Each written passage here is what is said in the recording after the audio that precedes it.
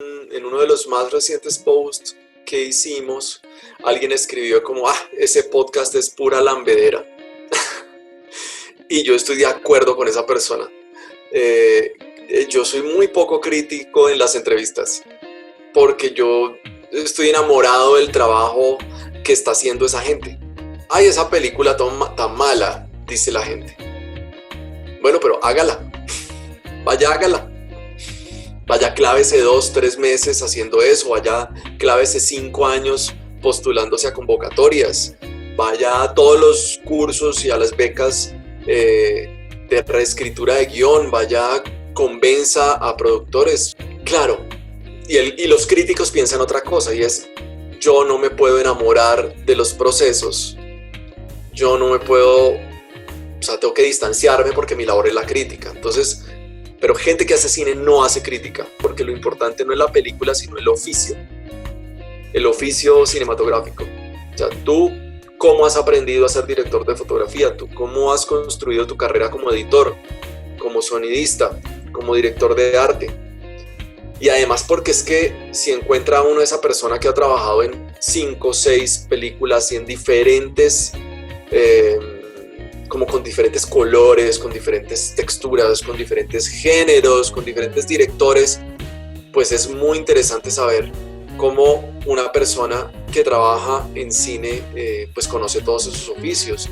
Creo que la clave para hacer la entrevista es escuchar, y escuchar con los ojos también, o sea, haciendo aquí una metáfora, o sea, escuchar qué te está transmitiendo esa persona, cómo se está sintiendo con lo que está diciendo y con lo que le provocó lo que le preguntaste, cómo se está sintiendo en ese espacio, cómo está en la vida, qué acaba de hacer, qué le preocupa.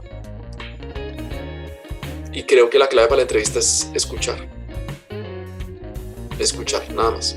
Y tú que llamaste, no es difícil, la gente quiere contar historias, la gente quiere hablar, la gente quiere compartir su experiencia. La verdad no es difícil. Hola a todos, bienvenidos una vez más a Cineclub Laberinto. En esta oportunidad les traemos una entrevista muy interesante a Mauricio Romero Figueroa, director, productor y locutor del podcast Gente que hace cine. Se trata de uno de los podcasts más exitosos sobre cine colombiano. En realidad su labor se centra en la realización de entrevistas, de conversaciones con los grandes protagonistas del cine colombiano actual. Este podcast inició en 2018 y ya se encuentra cerca de su episodio número 100. Se trata de uno de nuestros podcasts favoritos para conocer de cine, no solo de cine colombiano, sino de los diferentes oficios que componen el arte cinematográfico, intentando auscultar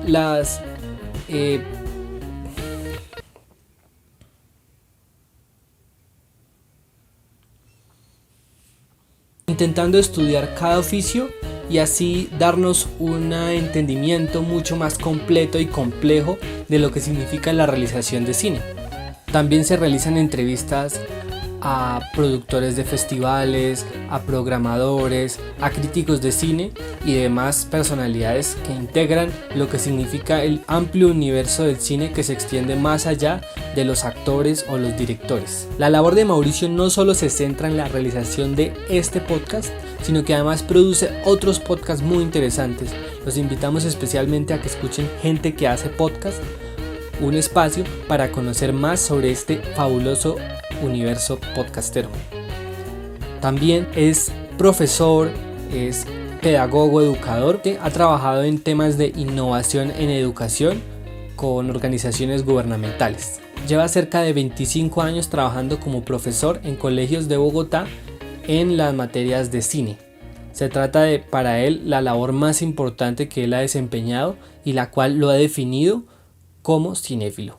Síganos en nuestras redes sociales de Facebook, Instagram y Twitter, ahí están abajo los enlaces, y que disfruten este episodio. Vamos un poco a hablar de eso porque pues ese trabajo con niños, aquí en Tunja por ejemplo están haciendo una escuela de cine para infantil, se llama la Sí, ¿cómo es que se llama? Pirinola Sí, la Fílmica. Pirinola. Sí, yo la sigo, he querido hacer algo con ellos, de pronto un episodio para hablar de eso. Muy bonito ese acercamiento del cine con los niños, ¿no? Yo Sí, creo mucho es en eso.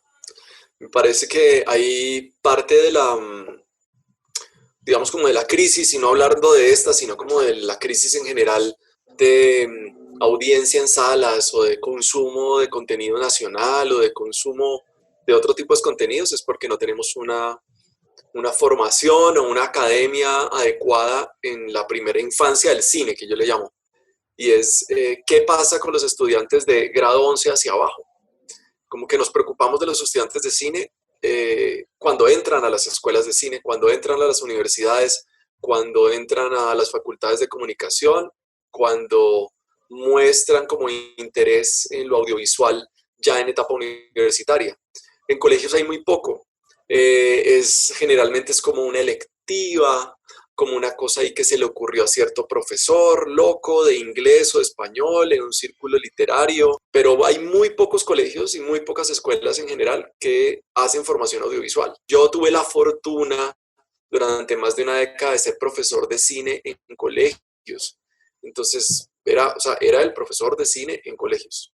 Y tenía una carga horaria que llegó incluso a ser superior a las cargas de física o de matemáticas. Entonces, los pelados que estudiaban conmigo tenían más horas a la semana que ciencias. Entonces, eso era una locura, ¿verdad? y digamos que es curioso porque, digamos, en el mundo actual, el cine ya está un poco siendo reemplazado por otros lenguajes y sin embargo los colegios están anquilosados en que el estudio de las artes se centra en la literatura, en las artes plásticas y de hecho ni siquiera en las artes plásticas, sino solo en una parte de las artes plásticas que sería pues, lo pictórico, ¿no? Pero entonces, entrando en ese campo, ¿cómo fue tu formación en cine, digamos, de principios? ¿Cómo empezó ese amor al cine? Y de pronto, si algún cineclub entró ahí en esa formación cinéfila, ya por llamarla. Bueno, sí, yo no me considero un experto en cine, yo me siento un aprendiz y creo que para eso fue que hice el podcast, para seguir aprendiendo. Hoy acabamos de lanzar el episodio 74 y yo creo que lo que llevo son 74 masterclass de cine que me han dado a mí. Eso me ha parecido espectacular. Yo he ido aprendiendo a partir de las charlas que he tenido en el podcast. Mira que no había pensado como cuál fue mi cercanía con el cine. Nunca fui muy apasionado del cine en mi juventud. Digamos como que arrancó eso ya cuando empecé la universidad. Yo estudié en Bellas Artes, en Cali, ahí estudié diseño gráfico. Sin embargo, había como varias cosas. Estamos hablando del Cali de los 90. Es un Cali donde el arte, digamos como que los que estábamos estudiando, estábamos en la Universidad del Valle o en Bellas Artes. Y creo que en ninguna de los dos había escuela de cine, pero había un interés por el cine muy fuerte, como que todos los profesores que tanto a los de la del Valle como a los de Bellas Artes nos dictaban clase, cruzaban ese saber con el cine. Entonces yo recibí clases, digamos, con Miguel González, que es él era el curador del Museo del Arte de Arte Moderno de la Tertulia en Cali, pero fue uno de los que acompañó todo el proceso, digamos, como desde la dirección de arte a todos estos cineastas como Luis Ospina y Carlos Mayolo de la época de Caliwood. Entonces uno recibía eso. Mi profesor de semiología era el director de la Cinemateca de la Tertulia. Y a 2 cuadras de Bellas Artes existía un cine, no era un cineclub, era una videotienda que se llamaba La Ventana Indiscreta. Y esa videotienda era espectacular, uno consigue, obviamente todo en VHS, pero conseguía uno definitivamente unos títulos que no conseguía en ningún otro lado. Y muy cerca de Bellas Artes, estamos hablando a 10 minutos a pie, estaba la Cinemateca de la Tertulia y nos ponían a hacer, digamos, cuando veía Historia del Arte, nos ponían a hacer recorridos todas las semanas a las exposiciones del Museo del Arte, de Arte Moderno de la Tertulia, y pues uno pasaba por ahí y pues a saludar al profe de semiología en la Cinemateca y se quedara viendo películas. Entonces yo creo que por ahí arrancó ese gusto y adicionalmente mi papá era fotógrafo, mi papá me tuvo muy viejo, me tuvo a los 60 años, entonces su experiencia con la fotografía, pues tenía muchas cámaras en casa y tenía además cámaras de cine, ¿sí? Cámaras de 8 milímetros. Entonces, mi papá se murió cuando yo tenía 12 años, entonces yo no me di cuenta de todo eso, pero de alguna manera bebí toda esa información, el tener como tanta cámara en la casa y haber visto mis películas de la infancia cuando yo era chiquitico, verlas en 8 milímetros, el sonido del proyector, el olor del celuloide, proyectar en una pared, en una sábana. Entonces, como que yo creo que por ahí viene la cosa. Y ya después estudié comunicación social, mi segunda carrera es comunicación social, y ahí empezó pues a cuanto corto, cuanto cosa hacíamos, yo la metía como por el lado del cine y con narración cinematográfica, y después ya me convertí en profesor de radio, de comunicación, y seguía metiéndole yo cine. Y después, sí, yo creo que es más un tema como de cinefilia. Y de pronto, ya que hablamos de eso, ¿qué películas crees que te marcaron en tu infancia, en tus primeros años con el cine? ¿De pronto tienes algún referente así fuerte que hoy en día conserves? Sí, no, yo no voy a decir cosas así como súper elaboradas, como o sea, te voy a mentir, no, a mí me encantó Bergman desde el principio, o no, yo soy amante de Tarkovsky, no, pero sí, digamos, era una época donde llegaron todas estas películas de los 90, o sea, donde llegó Tarantino, donde estaba Oliver Stone en una época muy chévere con Asesinos por Naturaleza, donde estaba Danny Boyle con Trainspotting, y la anterior que me parece mucho mejor que Trainspotting, que se llama The Shallow Grave. Entonces el cine de Danny Boyle me gustaba mucho, el cine de Tarantino, digamos a nivel como externo, y argentino, digamos, películas que me llamaron mucho la atención en esa época, las películas de Eliseo Subiela, que por ahí está El lado oscuro del corazón y Hombre mirando al sudeste, No te mueras sin decirme a dónde vas. Digamos como que eran películas que me gustaron mucho, y Almodóvar de esa época, estamos hablando de Kika. Me acuerdo como que ese era el panorama de las películas que había visto. Y por ahí empecé a conocer a Pasolini en el cineclub de la Ventana Indiscreta, perdón, en la videotienda, y un cineasta que sí me gustó mucho es Krzysztof Kieslowski, el de la trilogía de Azul, Blanco y Rojo. Eran como las películas que estamos hablando de los 18, 19 años. Eso es. Digamos, ya entrando todo este tema del cine y de la pasión por el cine, hay otro tema, digamos, más moderno, que es el podcast, ¿no? El surgimiento de los podcasts en Colombia también, que están como en crecimiento. ¿Cómo es esa relación con el podcast? ¿La radio ahí ha entrado en tu formación? ¿En qué momento te empezaste a apasionar por el tema y digamos, cuáles son los antecedentes de gente que hace cine? Yo estaba dando clases todavía porque hace un año exactamente, empecé a trabajar como consultor en educación para colegios, o sea, me volví independiente. Y estamos hablando de hace 2 años, yo empezaba a sentir la necesidad, dando clases de cine, de ofrecerle a mis estudiantes como masterclasses. Tuve la oportunidad de tener alguna vez a Ciro Guerra en clase, un convenio que teníamos con la Escuela Nacional de Cine. Ciro estaba haciendo la producción, no sé si la pre o ya había hecho el rodaje del Abrazo de la Serpiente. Pero digamos que Ciro estaba saliendo de todo el tema de los viajes del viento. Nosotros vimos la película en clase y entonces coincidió con que pudimos llevar a Ciro Guerra, gracias a la Escuela Nacional de Cine, a clase, a la clase en el colegio donde yo dictaba. Y yo dije, esto está muy bueno. Después seguía yo yendo a festivales y veía los espacios académicos de los festivales, y yo invitaba a algunos de mis estudiantes, pero no todos podían ir. Y yo decía, qué bueno que grabaran estas charlas. Ahorita todo el mundo está haciendo charlas, todo el mundo está haciendo lives. Digamos como que estamos perdiéndole como el misticismo a eso. Digamos como que estar en una charla era vaya al festival y esté con la gente. Por esa época me empezaron a gustar muchísimo los podcasts, muchísimo, y me gustaban mucho los podcasts de entrevista. Y yo dije, nada, empecemos a hacer esto. Yo tengo unos equipos básicos, digamos, con los que podía hacer la grabación. Escogí a 5 amigos primero para hacer los episodios iniciales, 5 amigos que tenían relación con el cine. Yo dije, bueno, hagámoslo con ustedes, pues porque no sé cómo me va a ir, no sé si voy a sostener esto en el tiempo. Empezó a funcionar, me encantó, empecé a sentir como una buena recepción de parte de la gente y en serio pensé en que pudiéramos tener un repositorio, un gran archivo de conversaciones que a los interesados en el cine les pudiera servir y les pudiera gustar. Y sobre todo, todo el tema de los diferentes oficios del cine.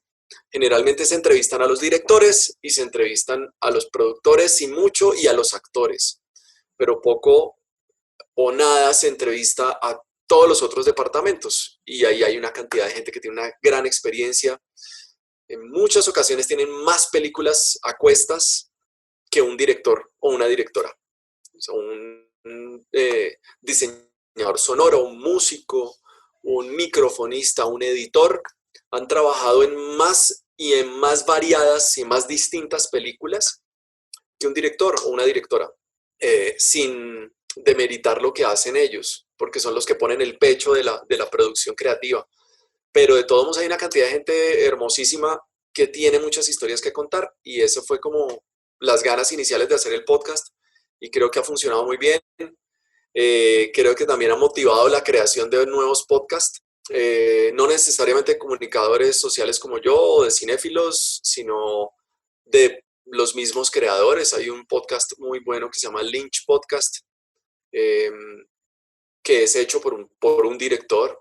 Entonces, le da otro tono y otros conocimientos, pero pues eso enriquece la escena podcastera. Y bueno, haber llegado, digamos, a ustedes, a mí me llena de orgullo, no sé, que nos estén escuchando en distintos lados. Todos los días llegan mensajes de diferentes partes de Colombia y del mundo diciendo pues que les está sirviendo la conversación que estamos proponiendo ahí. Pero entonces, ¿cómo ha sido, digamos que, cómo crees que ha sido la evolución del podcast? ¿Ha sido sostener ese proyecto en el tiempo? ¿Qué análisis haces así a larga, digamos, ya el año y medio más o menos que ya cumple el podcast? Sí, no, pues mira que todo el 2018 hacíamos podcast semanales. 2019 hacíamos quincenales, pero mira que, digamos, toda la época de Bogo Shorts hemos hecho podcast cada 3 días, cada 4 días. Y este 2020 particularmente, estos últimos días, o sea, me demoré 15 días en publicar o menos, pero todo el 2020 prácticamente hemos hecho podcast semanal. O sea, seguimos haciéndolo semanal, nunca nos pasamos de 15 días. Y bueno, también como para darle un respiro a los episodios, ¿no? Si uno publica mucho, pues tiene una diversidad, pero el episodio como tal como que pierde una vida. Ahora, lo bueno del podcast es que, por ejemplo, el episodio 1 es el más escuchado, no sé cómo, pero es el más escuchado. Como que la gente encuentra el podcast y se devuelve. Dice, bueno, este man de qué ha hablado, entonces se van hasta el principio y empiezan a escuchar en orden y después empiezan a escoger qué les interesa. He aprendido muchísimo de eso, de consumo de contenido de audio. He aprendido que a la gente le interesa más que los estrenos de las películas, que durante 2019 hicimos muchos estrenos de películas colombianas, pero les interesan también son los oficios. O sea, los podcasts más escuchados son los de dirección de fotografía, los de diseño de sonido, los de edición, porque son las especialidades que no encuentra uno mucho tiempo, incluso en las clases de las academias, de las escuelas de cine o de las facultades de comunicación. Sí, se habla mucho de dirección, se habla mucho de narrativa, se habla mucho de guión, pero se habla muy poco de estos oficios particulares y esos podcasts, esos episodios tienen muy buena recepción. Me ha parecido, digamos, como que la evolución del podcast pues ha sido muy buena. Digamos, es un podcast que creo que tiene cierto nivel de reconocimiento. Al principio me tocaba como explicar muchísimo, oye, mira, lo que pasa es que tengo un podcast, ¿qué es eso? Mi nombre es tal, ahorita lo que ha sucedido es que me contacto con alguna persona del cine y ya conoce el podcast. o ya lo ha escuchado y dice, no, pues de una, ¿cuándo lo hacemos? Ahora, lo otro es que jamás me han dicho que no, o sea, no es difícil. Y tú que llamaste, no es difícil, la gente quiere contar historias, la gente quiere hablar, la gente quiere compartir su experiencia. La verdad no es difícil, es que la gente tenga un poquito de tiempo y podamos conversar. Ahora, ¿qué era lo bonito en la época del no COVID? Que yo iba hasta la casa de las personas.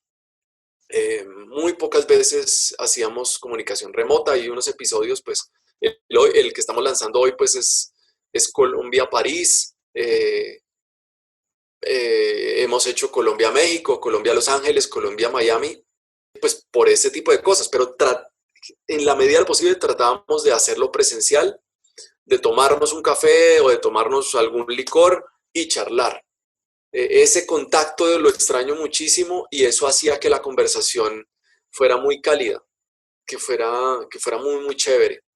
Y generalmente me abrían las puertas de sus casas los cineastas. Entonces, conocer cómo viven, conocer esa intimidad, eso, digamos, creo que es una cosa que impregna la conversación.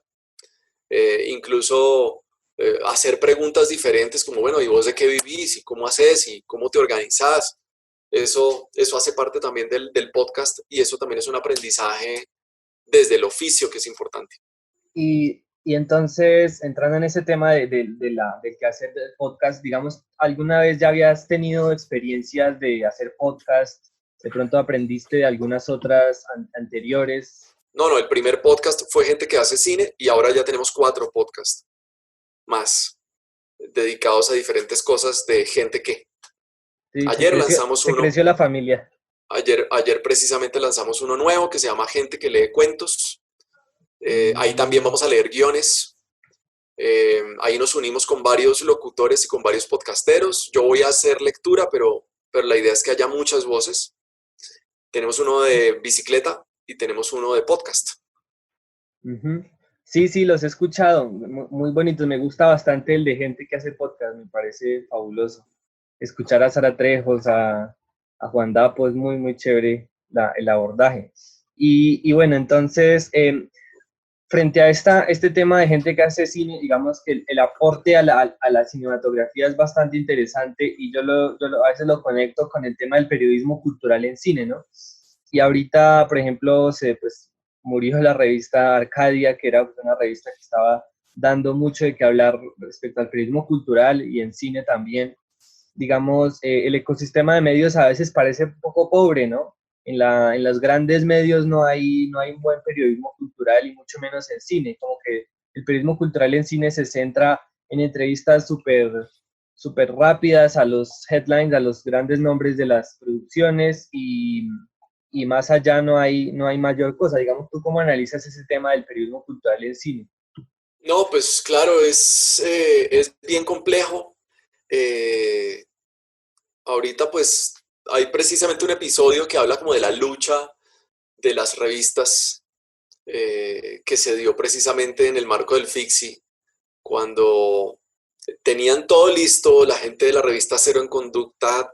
De hecho, yo ayudé a, a Erika, una de del equipo de dirección de la revista, a bajar las cosas del aeropuerto y llevarlas y toda la cosa, y se quedaron con todas las revistas empacadas porque cancelaron el FICSI media hora antes de que ellos tuvieran su lanzamiento. Y es una revista fabulosa, una revista como escrita con toda la calma del mundo, donde está reunido el Círculo de Críticos de Bogotá. Entonces, pero digamos, obtuvieron, digamos, solo un patrocinio, con ese lograron salir, pero es bien complicado, es bien difícil la apuesta por la lectura y por digamos, como el espacio cultural. Hay, pero estamos diversificados. Y creo que estamos o están muchos, digamos, en diferentes lados. Digamos, como hay una revista como Kinetoscopio de Medellín que lleva todos los años del mundo, que es súper tradicional y que ahí salieron críticos como Pedro Adrián Zuluaga, pero Pedro Adrián Zuluaga tenía, digamos, su asiento en Arcadia, entonces ahorita él parece ser una voz como independiente, incluso desde su Facebook, él solito es un medio de comunicación, pero sí hacen falta muchísimo.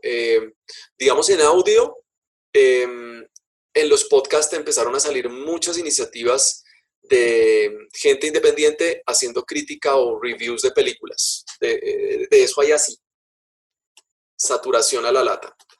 Y todos hablando de lo mismo, todos hablando de la última serie, todos hablando de la película más taquillera, pero pues hacía falta, digamos eso, digamos sobre cine colombiano. Estamos nosotros, está Lynch Podcast, que me parece que es una apuesta súper interesante porque lo que hace Marco Vélez es hablar de su experiencia como haciendo películas, y entonces él dice, yo creo que para producir una película independiente hay que hacer esto, yo así lo he hecho. Entonces da como tips desde su experiencia. Pero en podcast no he encontrado más, no hay suficientes. Hay una iniciativa muy bonita que se llama El Monstruo Naranja.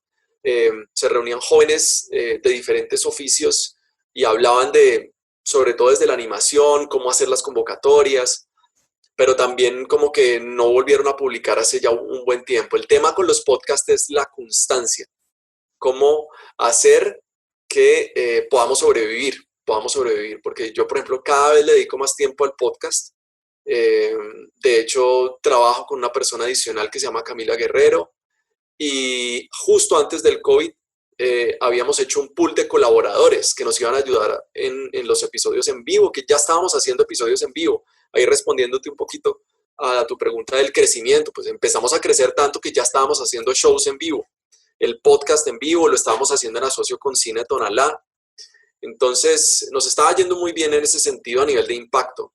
Pero entonces hay otros intentos, volviendo al tema de como el escenario del periodismo cultural en audio, y son muy interesantes y vienen de la Radio Nacional, pero no sé ahorita con esta crisis qué está pasando con la Radio Nacional, con la radio de la Universidad Nacional, porque ahí estaba Armando Rusi con Alucine, y había otro programa en Medellín que también esos dos programas llevan 5 años y también son programas de entrevistas que de alguna manera fueron como influencia.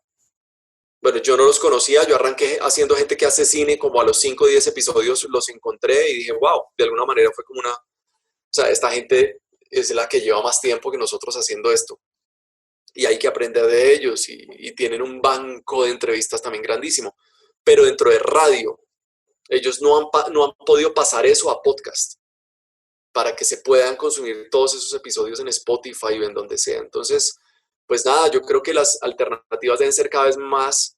Ahorita estamos volcados todos hacia el video, ustedes están haciendo esto, pero entonces Mad Love está haciendo sesiones, la Cinemateca está haciendo conversaciones, como que salieron una cantidad de réplicas de gente que hace cine en formato video y en formato Zoom y en formato videoconferencia, que pues eso está buenísimo, pero no están quedando esas charlas, creo que se pierden dentro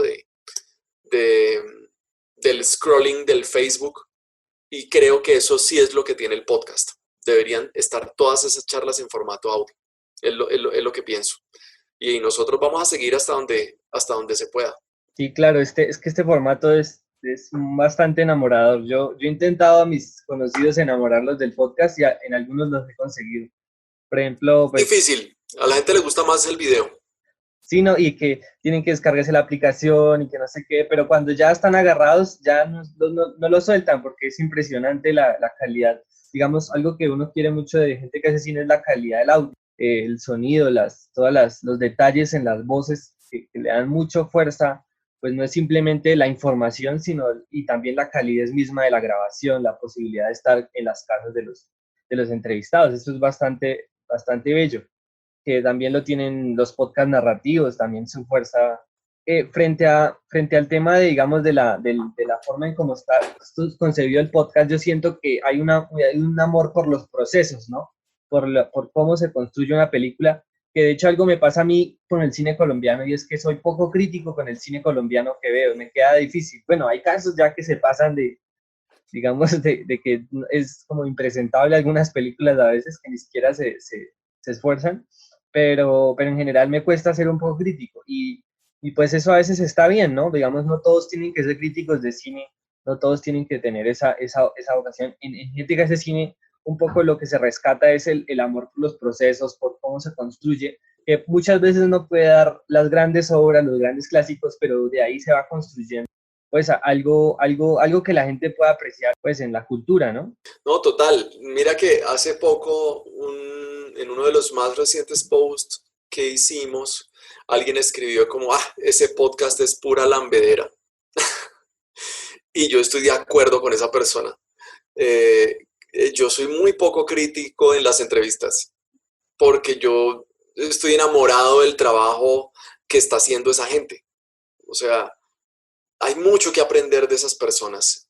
Hay momentos, y creo que lo he dicho en algunos de los podcasts, y es, ay, esa película tan mala, dice la gente. Bueno, pero hágala, hágala. Vaya, clávese 2, 3 meses haciendo eso, vaya, clávese 5 años postulándose a convocatorias, vaya a todos los cursos y a las becas de reescritura de guión, vaya, convenza a productores, vaya y construya un universo, vaya, preséntela, vaya, invéntese cómo distribuirla, cómo hacer que la otra gente la vea, cómo hacer que sus actores encarnen los personajes que escribió. No, o sea,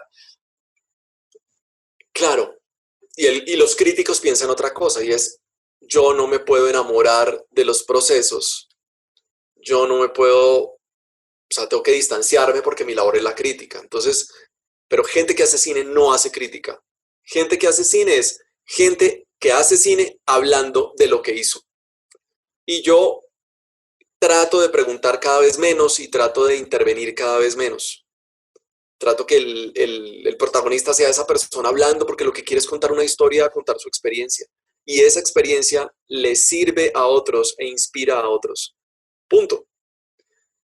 Hay películas que nos han llamado y nos han dicho, queremos hacer un episodio con ustedes, y hay algunas que hemos dicho, no, a veces no, digamos, nosotros nos tomamos como el derecho de ir o no por las películas. Hay películas que nos ha tocado verlas un día o un par de días antes, y independientemente de que nos guste o que no, vamos y la hacemos, porque lo importante no es la película, sino el oficio cinematográfico. O sea, tú, ¿cómo has aprendido a ser director de fotografía? ¿Tú cómo has construido tu carrera como editor, como sonidista, como director de arte? Y además porque es que si encuentra uno esa persona que ha trabajado en 5 o 6 películas y en diferentes, como con diferentes colores, con diferentes texturas, con diferentes géneros, con diferentes directores, pues es muy interesante saber cómo una persona que trabaja en cine pues conoce todos esos oficios. No sé, un asistente de dirección que haya trabajado en películas de Dago García, pero que al mismo tiempo haya trabajado en otras películas de autor, pues es una voz que uno tiene que escuchar, porque le puede decir a uno cómo se trabaja en este sistema y cómo se trabaja en este otro. Entonces, yo creo que todo eso es valioso, pero hay momentos en que sí siento que gente que hace cine podría hacer un poquito más de crítica y de cuestionamiento. A veces lo siento. Vamos a ver cómo le damos esa vuelta, pero no es la función de gente que hace cine. En ese sentido, la escogencia de los entrevistados es bastante relevante, ¿no? Porque por lo menos a mí me ha presentado pues algunas películas que obviamente iba a ver y otras que de pronto no sé si iba a ver, y de alguna forma me acercaron a esas obras. Digamos, también hay una especie de programación de escogencia, ¿no? Digamos, cómo tú haces para escoger esos entrevistados, digamos, es un poco a partir de lo que la crítica dice, de pronto qué más factores influyen para entrarle a algunos entrevistados. No, te puedo decir que soy lo más desordenado con esa vaina, ¿sí? Al principio fue los amigos, después los amigos de los amigos, los que me fueron recomendando. Después nos llamó una directora, Josephine Landertinger, y nos dijo, mira, o sea, conocí su podcast, me interesa mucho, mira, te voy a mostrar mi trabajo, si estás interesado, me gustaría hacer un episodio. Yo, bueno, es la primera vez que que nos llamaron. Y ella hacía parte de Doco, que es esta distribuidora de cine independiente. Y a partir de ahí empezamos a hacer una relación con Doco. Entonces, de las películas de Doco, desde que lleva gente que hace cine, hemos hecho varias.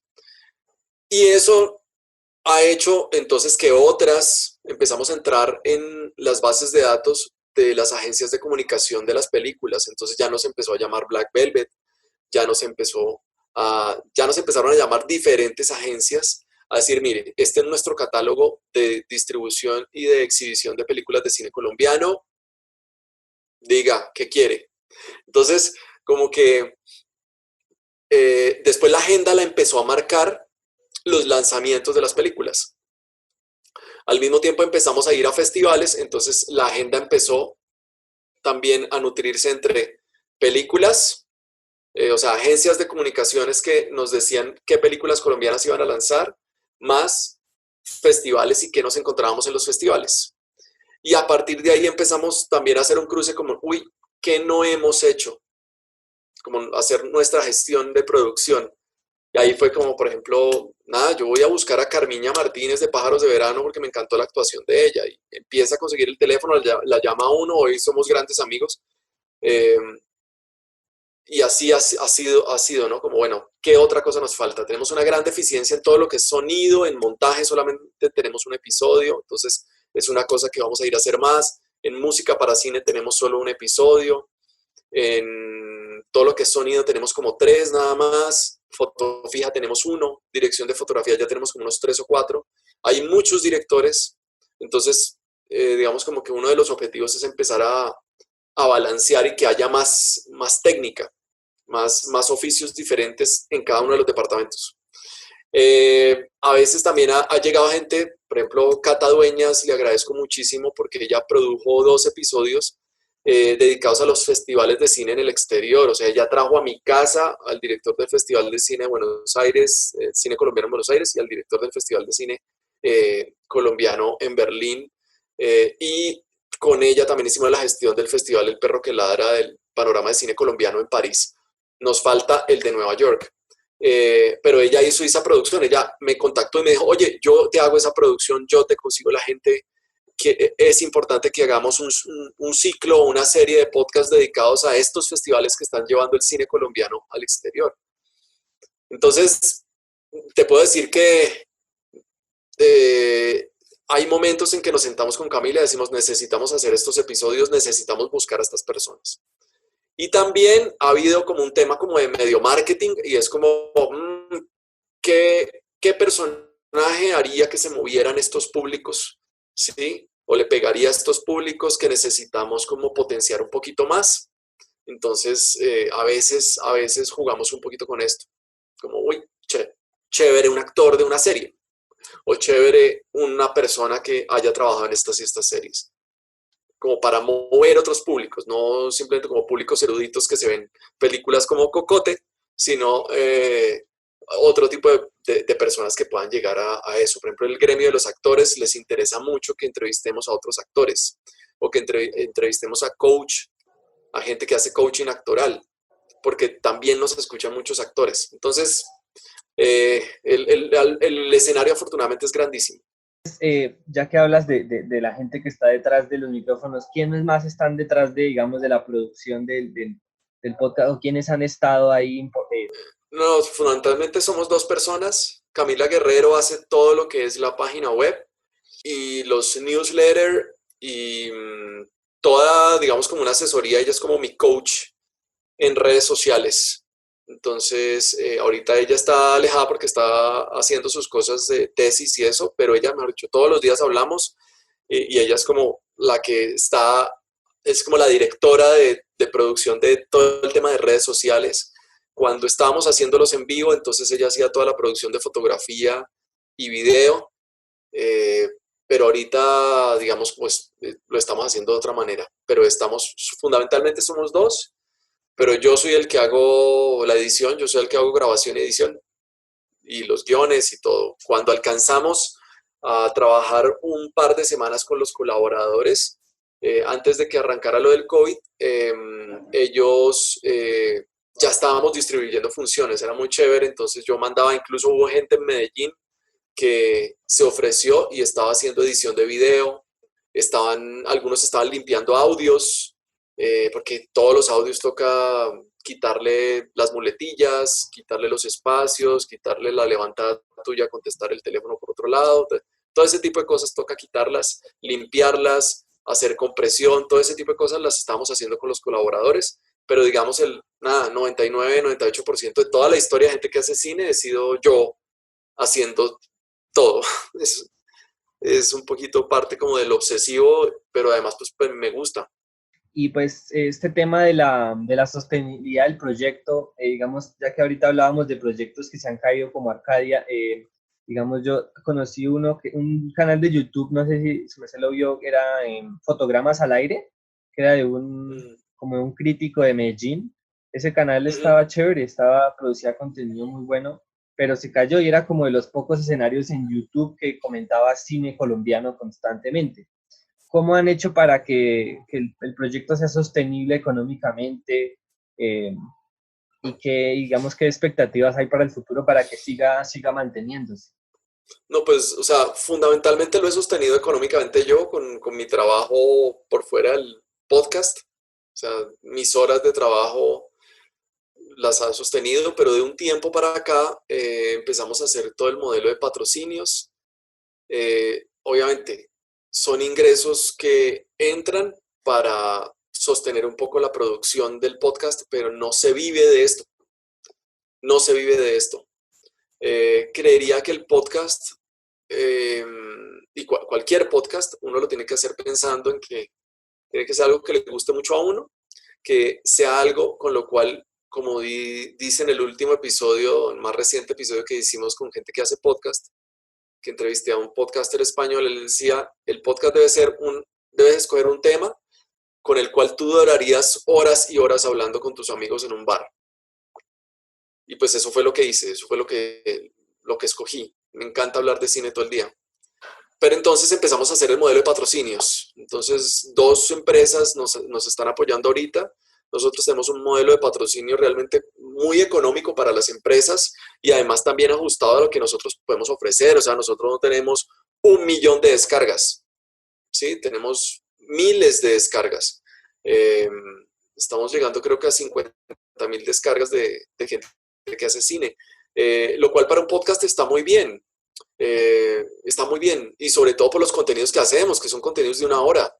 O sea, nosotros le robamos 1 hora de su tiempo, no sé cuántas horas te he robado de vida a vos, pero es una cosa que uno puede hacer, o sea, uno puede, no sé, lavar la loza, barrer, trapear. Antes se podía uno desplazar en el transporte público, escuchar podcast es muy interesante. Y ahorita yo creo que para salirse un poquito de las pantallas, que estamos todo el día, ahorita sí, literalmente todo el día estamos viendo una pantalla. El podcast es una opción buenísima para descansar, no despedir el día viendo eso. Entonces, tenemos un modelo de patrocinios, tenemos un par de empresas que nos están apoyando y hay otro par de empresas que también están interesadas en ir apoyando y nosotros les ofrecemos todo un modelo integral de no solamente mencionarlos en el episodio, sino mencionarlos en todas nuestras redes sociales. Estamos como en todo lado.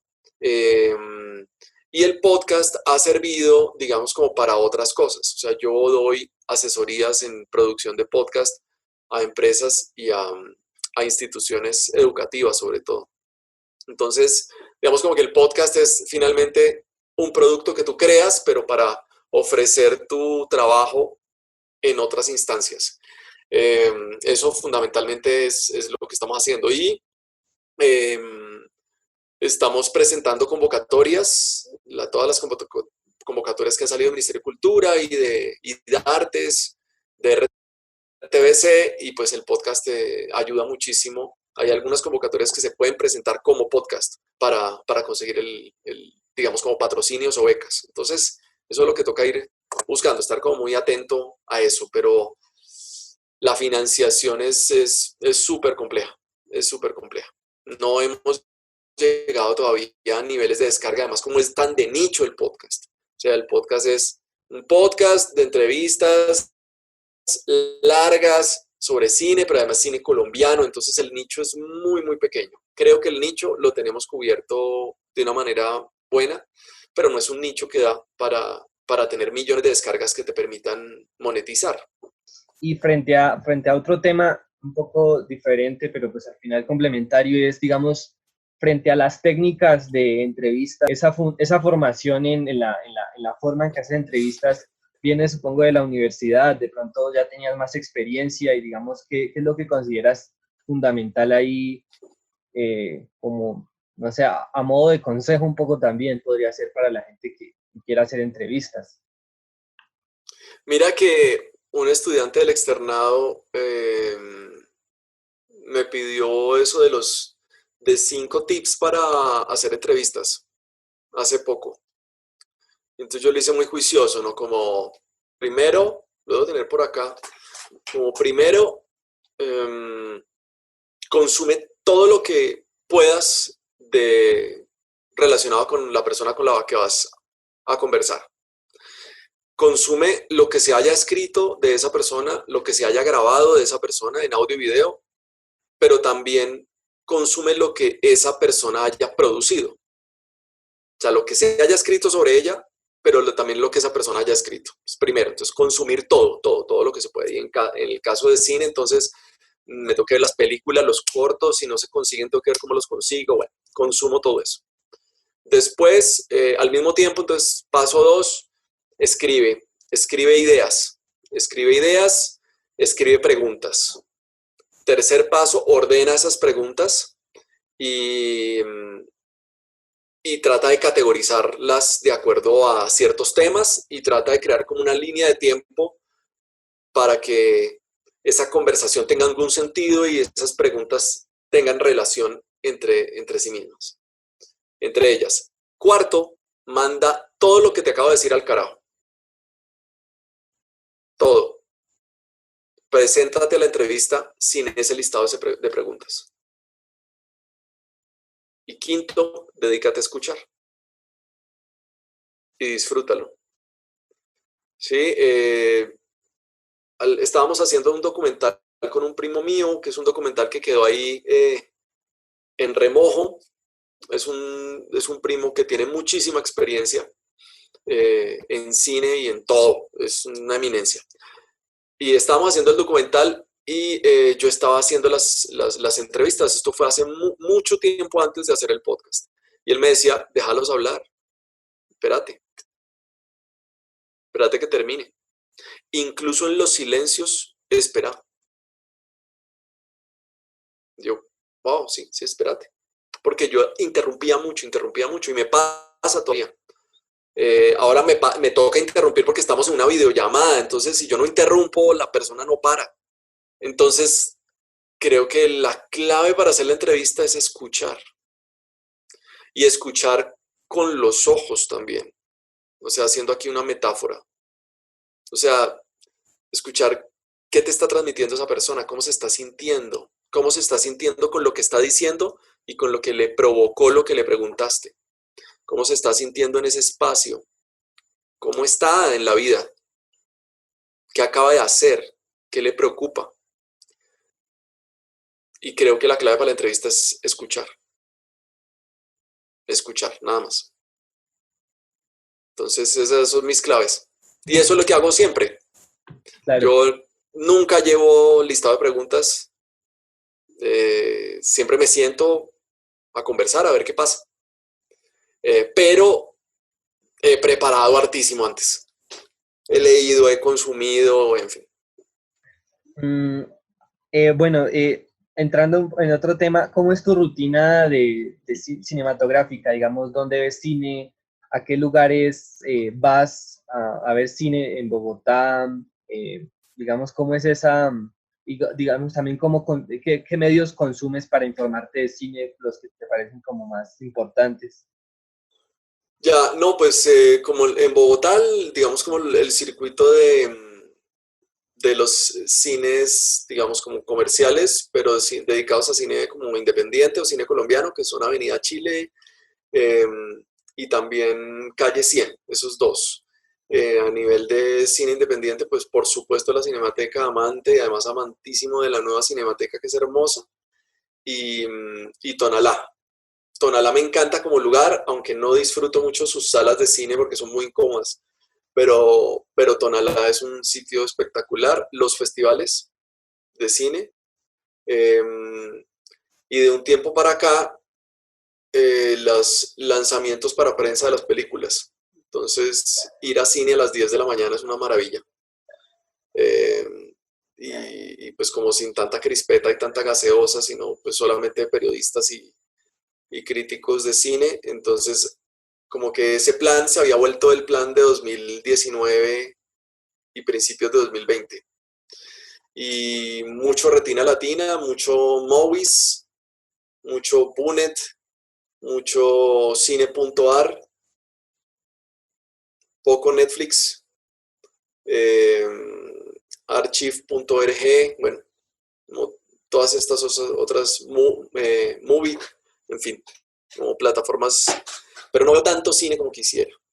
No veo tanto cine como quisiera, soy papá, esposo, chef en casa, bueno, hago de todo, entonces no veo tanto cine como quisiera. He querido hacer la de Tarantino, de ver si una película diaria, a veces me ha funcionado, pero no alcanzo.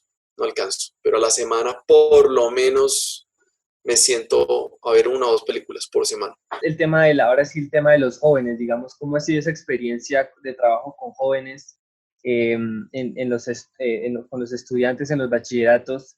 Digamos, ¿qué importancia tiene eso para tu formación y para tu vida profesional? Toda, toda. Todo lo que yo sé de cine lo he aprendido haciendo cine con jóvenes. Todo. Entonces, porque yo finalmente hacía, digamos, como una producción ejecutiva, terminaba siendo como un showrunner de sus proyectos. Desde hablar con los papás, desde vincular, desde buscar las locaciones con los niños, hasta realizar sus proyectos y exhibirlos. Yo todo lo aprendí y lo aprendí como persona además. Y por ejemplo Camila Guerrero, que trabaja conmigo, es exalumna mía. Uno de mis mejores amigos es exalumno mío. O sea, tengo una relación así hermosa con mis exalumnos y muchos de ellos pues están en el mundo cinematográfico actualmente. Y ahora yo aprendo de ellos. Entonces como que el ciclo empieza a cerrarse ahí. Yo ahorita me reúno con ellos o trabajo con algunos de ellos, pero ya en el ámbito profesional, y así es que como que reaprendo. Entonces me preguntas qué significa, significa todo en mi vida. Y cuando todo esto pase, una de las cosas que pues quiero volver a hacer es volver a dar clase y volver a estar en contacto con los jóvenes. Es un alimento impresionante. Y digamos que el podcast ha significado, o sea, dejar esa labor de docencia, o has seguido trabajando de docente y todo esto. No, yo siempre he estado vinculado a la docencia. Lo que te dije, el trabajo que hice en el Ministerio de Educación fue un trabajo de dirección de docentes, pero también tuve varios talleres a cargo. Digamos, este 2020 como tal no he estado en esa actividad docente, pero ahorita que estoy haciendo asesorías para colegios, pues estoy dando clases a docentes y talleres a docentes acerca precisamente del uso del audio como una alternativa para la formación de sus estudiantes y de la creación de podcast de aula. Entonces, no, la docencia siempre está ahí. Y frente a la familia, gente que hace cine, ¿cómo fue ese crecimiento? Digamos, ¿te lo esperabas en algún momento? ¿Y qué nos deparas? Porque vamos a terminar con cuántos podcasts entonces. No, yo creo que por ahora vamos a parar, porque eso me ocupa muchísimo tiempo. Además porque estoy metido como de cabeza en todos, bueno, menos en gente que monta bici, se va solito. Ese es un hijo pues que lo lleva muy bien Juan Pablo. De hecho, Juan Pablo es el protagonista del episodio número 1 de Gente que hace cine. Él es el director de Gente que monta bici. Pero los otros dos estoy muy dedicado a eso. Entonces, no, yo creo que por ahora vamos a parar por lo menos un año solamente dedicados a esos 4 podcasts. ¿Y cómo se dio? Pues no sé, fue como ideas ahí como de charla, como, ay, deberíamos hacer un gente que, y, bueno, hagámosle, listo, y empezaron a salir.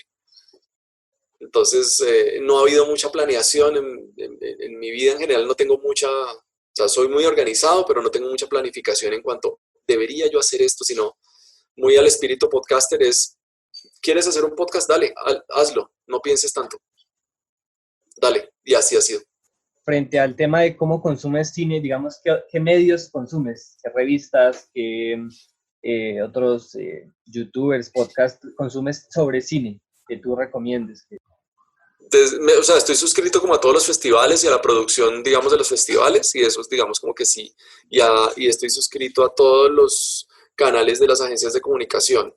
Entonces eso por un lado, pero también veo, no sé, desde Zep Films, este argentino, hasta, no sé, te lo resumo, o sea que sigo las revistas colombianas, sobre todo Kinetoscopio, estoy suscrito a Kinetoscopio y Cero en Conducta, fundamentalmente, o sea, la vida no da tiempo para leer todo y para hacer todo, o sea, no estoy dedicado exclusivamente a gente que hace cine y a los podcasts, sino que estoy en otros lados, ¿no? O sea, mi consumo va desde habilidades socioemocionales para la pedagogía, estoy ahí, bueno, lo que hace Jerónimo Rivera de la Universidad de La Sabana me parece muy interesante, Amigos del Cine, es interesante, tengo sus libros y ya. Y bueno, entonces, haciendo un símil a lo que haces en el podcast del apocalipsis de las películas colombianas, te quería hacer dos apocalipsis, uno podcastero y uno cinéfilo. En el podcastero sería, ¿cuáles son esos podcasts que para ti son, esos 5 podcasts que te llevarías para protegerte de los zombies? Bueno, voy a hacer trampa aquí, voy a verlos. Voy a ver programas acá. No, pues me parece que en Radio Ambulante toca tenerlo, es como el gran podcast narrativo, pero no, lo voy a cambiar por, bueno, no sé. Bueno, tengo Radio Ambulante, están Las Raras Podcast, estos chilenos que también hacen podcast narrativo. Sí, ¿Qué me sé después de escuchar? Ese es un gran podcast de cine que consume uno mucho y es de los pocos podcasts de crítica libre de series y películas que me gustan. Ese. Me llevaría todas las primeras temporadas de The Music Pimp de Alejandro Marín, cuando no hacía el podcast en Canal 13, sino que él entrevistaba a la gente que le daba la gana y en su tono, y eran unas charlas, o sea, entrevistaba gente de Twitter, o hizo un especial muy bueno sobre mujeres en la industria cultural colombiana. Entonces, me parece que era un Alejandro Marín mucho más despojado, digamos, como de la presión de debemos hacer una cosa para que nos escuchen muchísimo. Hay muchísimos. Hay otro de cine que se llama Cinefoto Latino, mexicano, y hay otro que se llama Cine Garage, también de cine. Son muy buenos, son muy buenos. Uno como para que le ayude a la gente, Entiende tu mente, que es un podcast de psicólogos que hablan de temas de lo que le pasa a nuestra cabeza. Y son podcasts de 15 minutos y son conversaciones como que ayudan muchísimo. Pero hay una cantidad de espectaculares. Esos. Claro. Y a nivel de películas, definitivamente me llevo todo. Comenzó por El fin de Luis Ospina. Me llevo Los días de la ballena. Es una película que disfruté muchísimo, de Catalina Rollave. Una película así como súper de la mitad y que me divirtió muchísimo y que en su época tenía una narrativa como diferente. Bluff, de Felipe Martínez. 3, La estrategia del caracol.